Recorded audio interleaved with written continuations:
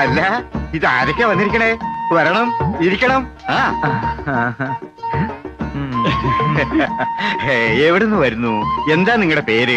ചായയോ കാപ്പിയോ? അത് രണ്ടുമല്ല ഞങ്ങളുടെ പേര്. എന്റെ പേര് പിള്ള, ഇവന്റെ പേര് കുഞ്ഞികൃഷ്ണൻ. ഞങ്ങൾ ഈ ഭസ്മാസുരമോഹിനി ബുക്ക് ചെയ്യാൻ വന്നതാ. എന്നാ സാധനം വേണ്ടത്? ഏതാ സ്ഥലം? സ്ഥലം സ്ഥലം പരിശുദ്ധമായിട്ടുള്ള ഗ്രാമാണ് പുതുക്കോട്ട.